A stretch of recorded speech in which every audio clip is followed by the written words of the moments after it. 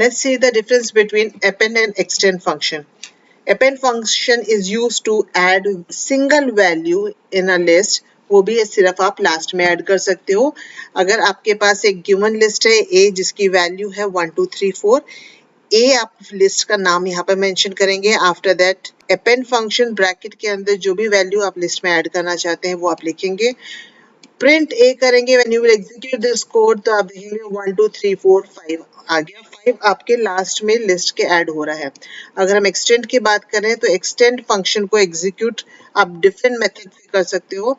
Extend function का काम क्या होता है, एक लिस्ट के अंदर दूसरी लिस्ट की वैल्यू को ऐड करना. सो ए ऑलरेडी आपके पास एक लिस्ट है और एक लिस्ट आपने एक्सटेंड फंक्शन के पैरेंथेसिस के अंदर बना दी है 5 6 7. जब आप इसको रन कराएंगे तो जो प्रीवियस लिस्ट थी ए उसी का पार्ट बन जाएगा 5 6 7. मतलब प्रीवियस ए के अंदर आपके पास ऑलरेडी 1 2 3 4 था. अब आपने उसके अंदर 5 6 7 ऐड कर दिया क्योंकि यहाँ पर आपने लिस्ट के फॉर्म में ही लिया था, इसलिए वो इसी लिस्ट का पार्ट बन गया.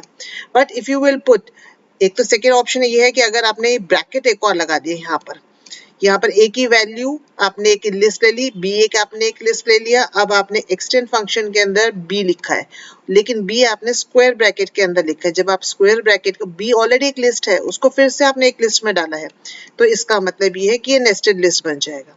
लेकिन अगर आपने ये ब्रैकेट यहाँ से हटा दिया तो जैसे यहाँ पर थर्ड एग्जाम्पल में दे रखा है, तो अब क्या होगा कि जो ए लिस्ट था उसी का पार्ट बी लिस्ट बन जाएगा.